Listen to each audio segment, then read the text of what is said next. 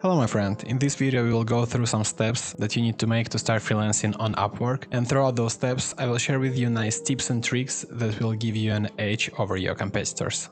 Let's go. First and kinda obvious step is choosing a niche. Of course, before start to selling your services, you need to know what are your services. I couldn't tell a lot about the niche because everyone making their own decision, but I could leave you just two nice recommendations about it. My first tip is to not chase some high rewarding specializations and to chase specializations that you like or potentially like, or they are interesting for you, because this is the long run, and before you reach that high rewarding point, more likely you will be already burned out because you don't really like what you're doing. And my second tip, once you've made the choice, stick to it, at least for a while, because there are a lot of options, and as always on the neighbor's garden the grass is greener. So don't need to jump from one niche to another, just stick to it for a while, and if by the time you realize that that's not the thing that you want to do, then you could switch. Because as we all know, doubt is the greatest enemy. I wanted to create a new account and fill up it along with you, but unfortunately Upwork told me that I already have an account and I'm not able to create a new one, so I will show you with mine account. That's how the clients see your profile. On the top you have your name, your location, job success score. Basically it's calculation of different metrics. So here you have your badge if you have that one. Here you have some basic information like total earning, total jobs, total hours that you worked. You have the welcome video here, and I would definitely recommend you to create one. It doesn't need to be super complex, cool and nice, sketchy, flashy and so on and so forth. Just show your face, say my name is like this, I'm doing this, this and this, nice to see you. Basically this is enough, because the main purpose of that video is to show your face and build that trust with your potential client. Because once person saw your face, it's much easier for him to buy a service. Here you have the main title and the description of your services. I will not go deep here into SEO optimization. I will just say that you better have as more keywords here related to your services. But I will give you two advices. One of them is kind of obvious, and the second one is a really gold one. So the first one is, of course, check your competitors. Find your competitor freelancers in the same industry and check their description. But the really interesting thing is, I will say, who is the best in writing a nice description? How do you think?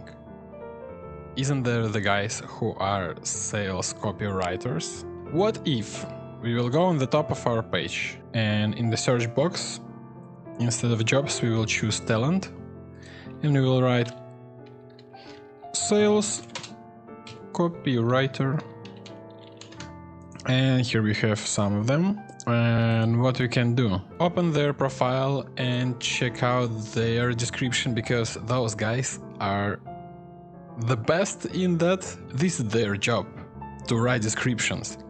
Basically, the description of profile page is a sales copy. So I think it's a good idea to check description of sales copywriters and take some nice hooks from them, and as it calls, steal like an artist. So below we have some information about maximum hours per week, how many you work, languages, education and whatever. Here we have work history.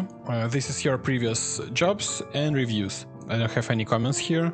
It's just because I closed a lot of projects that I finished long time ago and I just closed them and the clients are not active anymore and they didn't write me a review. Below the work history we have portfolio, our skills that you write, and we have project catalog here. In my last video where I was making comparison of Upwork and Fiverr, I was explaining what the point of the projects. And here we have employment history, which I think no one's care, and other experience. And this is how our profile looks from the editor mode, not public view. So basically you have the pencils everywhere, basically to edit anything. So for example, you could edit this, you could edit your languages. And now I would like to talk about portfolio. If you already have your own portfolio, that's perfect, just upload it on the Upwork and that's it. But if you don't have one, so the first option is borrow some projects and by the time replace them with your ones. If you decided to go that way, make sure that the projects in your portfolio are not above your skills.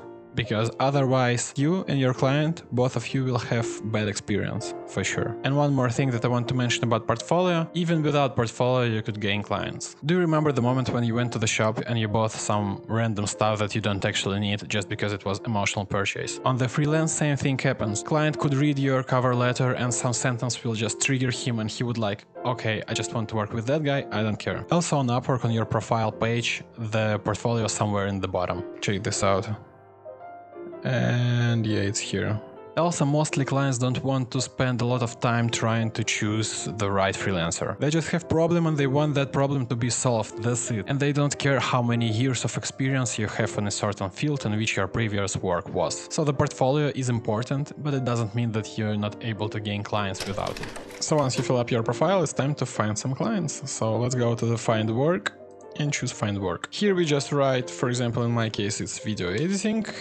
So you have here a list of different jobs that needs to be done by freelancers like you. And on the left you have the filter. So you could filter the job by level of your experience, by the price, by the amount of freelancers already made proposals. Let me show you just how it looks. Here you have description what the client need, amount of connects that you have to spend on the proposal, location of the client, how many jobs posted, percent of higher rate. It means how many of the jobs that the client posted, on how many of them he found the freelancers. And he have some additional questions here, some information about that, some demands on location and level of your English, proposals, amount of people who already applied on that job, and the last time when the client checked that project. So once you found a good job for you, you press apply now. And then you make your offer or your budget, how many dollars per hour you would like to have for that project. You write your cover letter, you answer some additional questions, and then you just press send, or you could set a bid, which will require some more extra connects, but at the same time it will boost your order, how you will be shown to the client. After you send, you just wait when the client will answer. If you will answer, of course. It was just a general overview of Upwork and main steps, and if you would like me to go deep in certain topic, for example how to write cover letters, how to find your first customer, and so on and so forth, let me know in the comments and more likely I will make the video, and as always with some cool tips and tricks inside it. Subscribe on my channel for more videos and have a nice day.